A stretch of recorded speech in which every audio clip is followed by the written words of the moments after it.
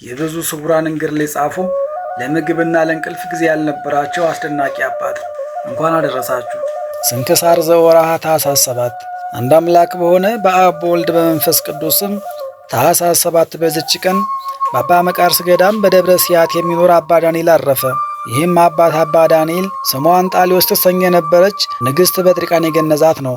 እርሷም ከሞቷ በኋላ እንጂ ሴት እንደሆነች አልታወቀችም ነበር። በአንዲት ቀንም ወደ እስክንድርያ ሀገር ከረዱ ጋር ሲጓዙ ስሙ ምህርካ የሚባል እብድ አገኘ። ብዙ እብዶችም ይከተሉታል። ለሀገር ሰዎችም በእውነት ያበደ ይመስላቸው ነበር።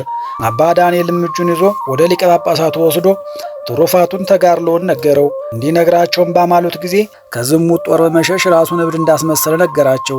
ሰምተውም እግዚአብሔርን አመሰገኑት። በአንዲትም ዕለት ወደ አንዲት ሀገር ደረሰ። በዚያም አውሎጊስ የሚባል ለድሆች የሚራራ እንግዳ የሚቀበል ደንጊያ በመውቀር የሚኖር ሰው አገኘ። እርሱንም ተቀብሎ በደስታ አሳደረው። መልካም ስራውንም ባየ ጊዜ ድሆችን የሚረዳበት ገንዘብ ለአውሎጊስ ሰጠው ዘንድ ወደ እግዚአብሔር ስለ እርሱ ለመነ።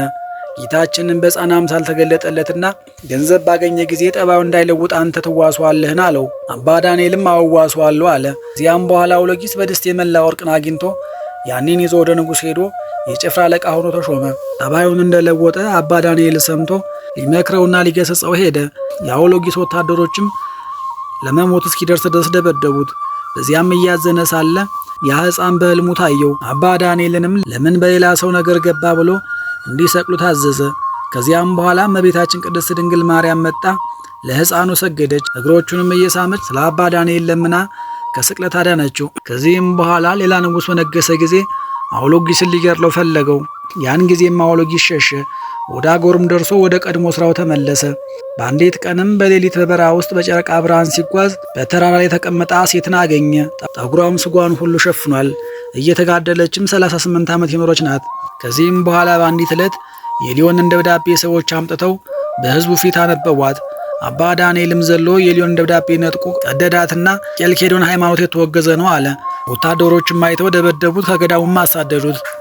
በአንዲትም ዕለት ደግሞ አባ ዳንኤል ከደናግል ገዳም ደርሶ ደጁን አንኳኳ።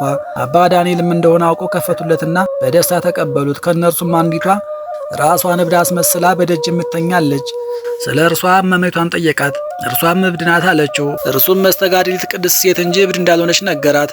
እብድ የተባለችውም በሌሊት ተነስታ የከበራችሁ እህቶቼ ስላሳዘንኳችሁ ይቅር በሉ ብላ ጽፋ ያንን ተታጠፋች። ደናግሉም እጅግ አዘኑ። በውስጡ ብዙ ደናግል የሚኖርበት ገዳም ነበረ። መዝጊያውም የጸና ነው። ገንዘባቸውን ይበረብሯቸው ዘንድ ሰይጣን ወንበዴዎችን በላያቸው አስነሳ።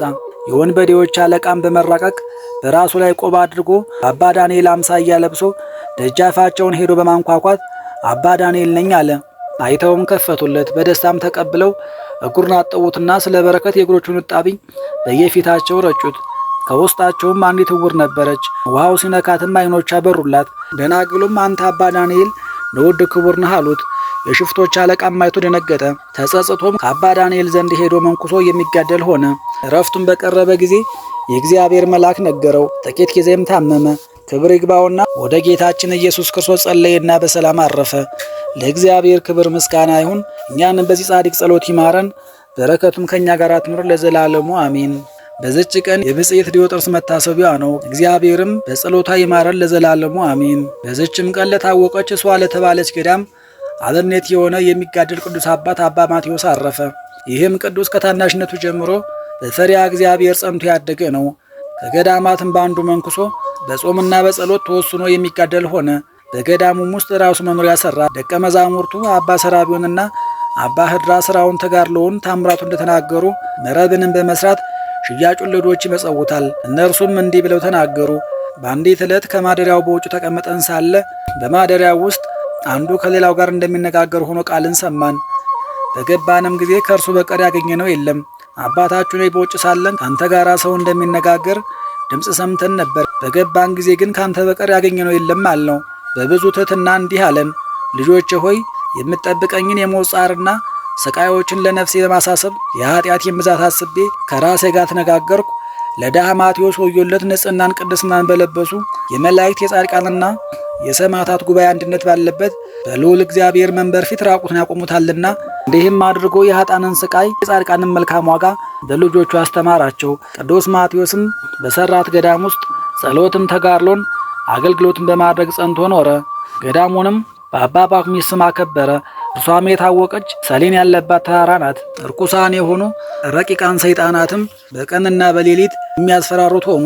በየአይነቱ በተለያየ መልክ ፊት ለፊት እያያቸው እነርሱ በፊቱ ይሮጣሉ፣ በኋላም ይከተሉታል። እርሱ ግን አይፈራቸውም። እጁንም ዘርግቶ በመስቀል ምልክት ሲያማትብባቸው በዚያን ጊዜ በነፋስ ፊት እንዳለ ጢስ ይበተናሉ። በአንዲትም ዕለት ጥቂት እንጀራና ውሃ በመንቀል ከገዳም ውስጥ ይዞ በበረሃ ውስጥ ወዳለች ዋሻ እንዲሄድና እርሱ በማግስቱ ውስጥ ይመጣ በዚያ እንዲጠብቀው ረዱን ሰራቢውና አዘዘው። ሰራቢውንም ወደ ዋሻው ሲደርስ 2 ታላላቅ አራዊት በውስጡ ተኝተው አገኘ። ፈርቶ በሩን ዘግቶ ከአለት ቋጥኝ ላይ ወጣ። ከዚያም በኋላ አባ ማቴዎስ የዳዊትን መዝሙር እያነበበ መጣ። ረዱንም አይቶ ፈገግ ብሎ ሳቀ። ሰራቢውን ሆይ እኔ ወደ አንተ እስክመጣ ወደ ዋሻው ውስጥ ለምን አልገባህም አለው።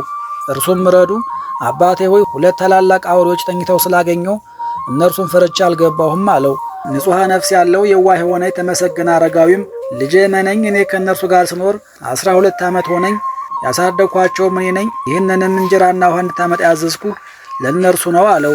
ከዚህም በኋላ በሩን በከፈተ ጊዜ እነዚህ አውሬዎች ወደ እርሱ መጥተው ቅዱስ አባ ማቴዎስን እግሮቹን ላሱ።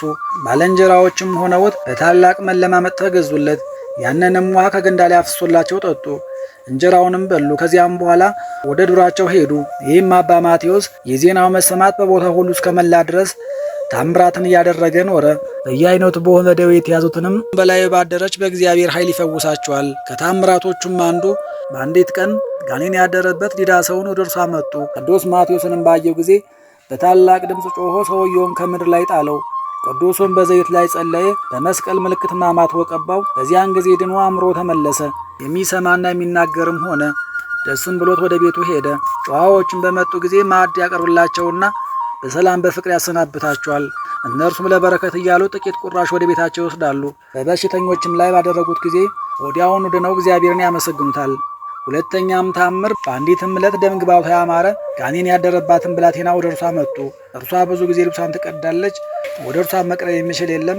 ወላጆቿን በታላቅ ሐዘን ውስጥ ይኖራሉ። ቅዱስ አባ ማቴዎስም በላዩ ጸለየና ክብር ይግባውና በጌታችን ኢየሱስ ክርስቶስ ስም ዘይቱን ቀብቶ አዳናት። ሶስተኛ ታምር በአንዲት ዕለት እጅግ በከፋችና ታላቅ በሆነች ኃጢአት ላይ የወደቀች ኃጢአተኛ ሴት ወደ እርሷ መጡ። እርሷ ጸንሳ የመውለጇ ጊዜ የደረሰ ነው። በምጥ ሕመም ትሰቃይ ነበረ። አባ ማቴዎስም ልጄ ሆይ ኃጢአትሽን እመኚ፣ በእግዚአብሔር ፊት አትዋሽ አላት። እርሷም እንዲህ አለችው፣ እኔ ከ2 ወንድማማቾች ጋር እነርሱ ሳያውቁ ሳመነዝር ኖርኩ። በጸነስኩም ጊዜ ሕፃኑን በመርዝ አውጥቼ ለውሾች ሰጠሁት አለችው። አባ ማቴዎስም በሰማ ጊዜ ወደ እግዚአብሔር ጸለየ። በዚያን ጊዜ ለሌሎች መቀጣጫ ትሆን ዘንድ ምድር አፏን ከፍታ አዋጠቻት። የዚህ አባት ታምራቶቹ ብዙ ናቸው፣ ተነግሮም አያልቅም። በአንዲት ቀን በበረሃ ውስጥ ሲጓዝ ጅብ ልብሶቹን በጥርሶቿ ይዛ ሳበችውና በተሰነጠቀ ገደል ውስጥ የወደቁ ልጆቿን አሳየችው። ባወጣላትም ጊዜ ሰገደችለት፣ እግሮቹንም ላሰች። ከዚህም በኋላ ረፍቱ ሲቀርብ በታኅሳስ 3 ቀን ወደ ሰርግ እንደሚጠራው ራእይን አየ። ይኸውም የቅዱሳን አባቶች የአባ አንጦንስ፣ የአባ መቃርስ፣ የአባ ጳኩሚስ፣ የአባ ቴዎድሮስ፣ የአባ ሙሴ ጸሊም፣ የአባ ሲኖዳ የአንድነት ተድላ ደስታ ወዳለበት ነው።